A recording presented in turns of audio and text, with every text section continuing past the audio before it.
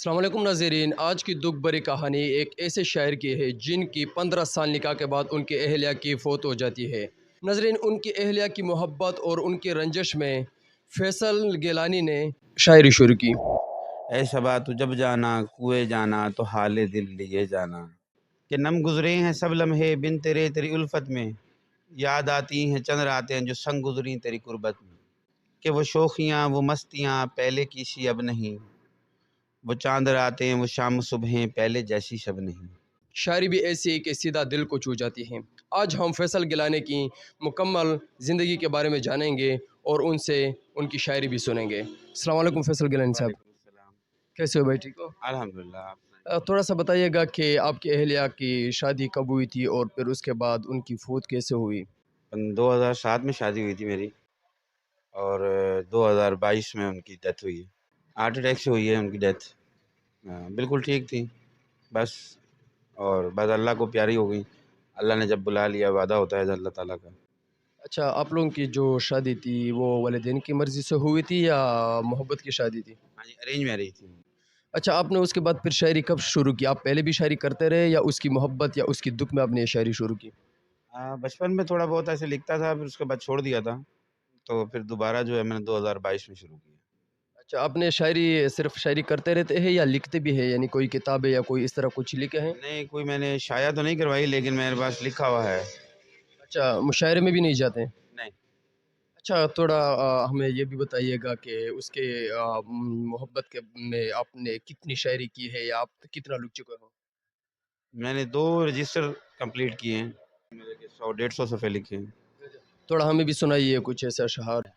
اے صبا تو جب جانا کوئے جانا تو حال دل لیے جانا، اے صبا تو جب جانا کوئے جانا تو حال دل لیے جانا، تو جب جانا درے جانا تو ادبن ہی ٹھہر جانا، آ جائیں جب وہ روبرو تیرے تو کستن ہی لپٹ جانا، فقط اتنا ہی کہہ دینا کہ نم گزرے ہیں سب لمحے بن تیرے تیری الفت میں، یاد آتی ہیں چند راتیں جو سنگ گزری تیری قربت میں، اے شبا تو جب جانا کوئے جانا تو حال دل لیے جانا۔ یہ کہنا کہ وہ شوخیاں وہ مستیاں پہلے کی سی اب نہیں، وہ چاند راتیں وہ شام صبحیں پہلے جیسی شب نہیں، کہہ دینا کہ مون اب غموں سے چور رہتا ہے، بہت مجبور رہتا ہے، زلفیں بھی ہیں منتشر اس کی ہوش بھی اب پاس نہیں، تو ہی کچھ کرم کر دے ملنے کی کوئی آس نہیں، یہ کہنا کہ مون کا اب ہے فقط یہی کہنا، اے صبا تو جب جانا سوئے جانا مجھے بھی ساتھ لیے جانا، مجھے بھی ساتھ لیے جانا۔ شکریہ۔ آپ یہ بتائیے گا کہ اس سے آپ کے بچے بھی ہیں؟ جی ہاں، میرے بچے بھی ہیں، بچے میرے بڑے بڑے ہیں، کالج جاتے ہیں۔ اچھا، اس کے بعد آپ نے پھر دوسری شادی کی؟ نہیں، ابھی تو کوئی ارادہ نہیں۔ نہیں، مطلب آپ کے بچے بھی ہے، آپ کا بزنس بھی ہے، تو آپ کی دوسری شادی تو کر لینی چاہیے آپ کو۔ بس بچوں کی وجہ سے میں بہت جو ہے نا ٹچی رہتا ہوں، اور بہت زیادہ ان کے وجہ سے میں پریشان رہتا ہوں کہ میں اگر شادی کروں گا تو کہیں ان کو کوئی مسئلہ نہ ہو۔ اچھا، بچوں کی حالت کیسی تھی؟ وہ ان کی وفات کے بعد ان کو اکیلا پن بھی محسوس ہوتا ہوگا، آپ کو تو ہوتا ہی ہوگا، لیکن ان کو پھر آپ کے والدین یا آپ کی بہنوں نے ان کو اکیلا پن سنبھالا؟ محسوس ہوتا ہے، میری والدہ ہیں وہ ان کو خیال رکھتی ہیں، ان کے ساتھ رہتی ہیں۔ اچھا، ان کی وفات کے بعد آپ کو یقیناً بڑا صدمہ بھی ہے، تو آپ کے کاروبار پر کوئی اثر پڑا؟ ہاں، میرے کاروبار پر اثر پڑا تھا تھوڑا سا، پھر اس کے بعد الحمدللہ اب میں بالکل ٹھیک ہوں۔ اچھا، پھر والدین نہیں کہتے کہ آپ دوسری شادی کر لیں بیٹا؟ اب تو 2 سال ہو چکے ان کو وفات تھے۔ ہاں جی، والدین کہتے ہیں مجھے کہ شادی کر لیں، لیکن میرا ابھی کوئی ارادہ نہیں ہے شادی کرنے کا۔ اچھا، آخر میں آپ کی شاعری کی طرف آتی ہے۔ آپ کہہ رہے تھے کہ میں بچپن سے بھی تھوڑا بہت لکھتا رہا ہوں، اب بھی لکھتا ہوں۔ آپ کے کس شاعر سے آپ نے متاثر ہو کر یہ شروع کیا ہے؟ مختلف شاعر ہیں، ویسے میں علامہ اقبال سے زیادہ انسپائر ہوں، جان ایلیا سے اور غالب سے۔ سر فیصل گیلانی آپ کا نام ہے اور آپ نے مون کا تخلص پھر کیوں چنا؟ میرا نک نیم مون ہے، تو اسی وجہ سے میں نے اس کو، اور میں جان ایلیا صاحب سے بہت زیادہ انسپائر ہوں، متاثر ہوں ان سے، ان کی شاعری سے، تو اس وجہ سے میں نے اپنا نام مون رکھا۔ بارے میں تھوڑا بتائیے گا، بزنس آپ کیا کرتے ہیں یا آپ کا کیا کام کرتے ہیں؟ میرا پولٹری میڈیسن کا کام ہے بیسیکلی، میں جاب کرتا تھا، ابھی میرا اپنا کام ہے، اور اس کے علاوہ میرا یہ پراپرٹی کا کام۔ پولٹری میڈیسن کا کام میرے اکیلے کا ہے، پراپرٹی میں میرے پارٹنرز ہیں، ارسلان مرزا صاحب ہیں، सैफ الرحमान साहब हैं और मैं हूँ फैसल गिलानी। अच्छा, अगर आप ओवरऑल पाकिस्तान में देख ले तो प्रॉपर्टी का बिजनेस बड़ा डाउन हुआ है पिछले 2-3 साल से। मुल्तान में कैसा है?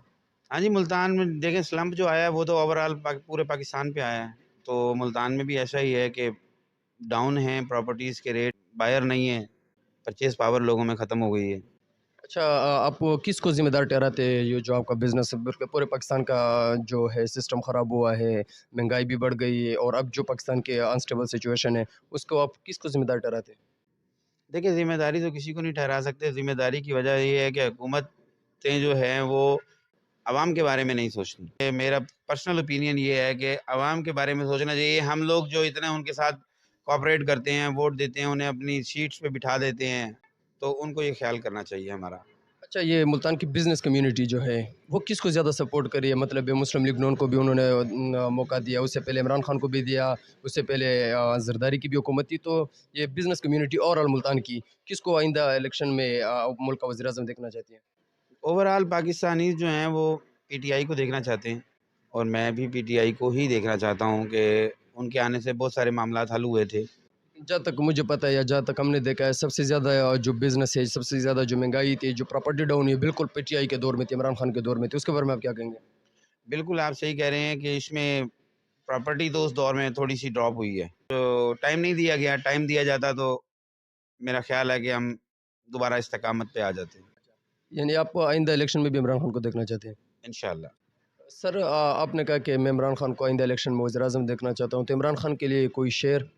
इमरान खान के लिए शेर तो मैंने नहीं लिखा अभी, लेकिन मैं सिर्फ इतना कहूँगा कि अल्लाह पाक उनको, मेरी नेक तमन्नाएं उनके साथ हैं, अल्लाह पाक उनको कामयाब करे। नज़रीन, ये थे शायर फैसल गिलानी साहब, जिनका तख़ल्लुस मून है। उनकी गुफ्तगू आप लोगों ने सुनी। मुझे रुखसार खान को दीजिए इजाज़त। हमारे चैनल यूनिक पॉइंट को देखते रहिए, शेयर और सब्सक्राइब ज़रूर करें। अल्लाह ने के बाद।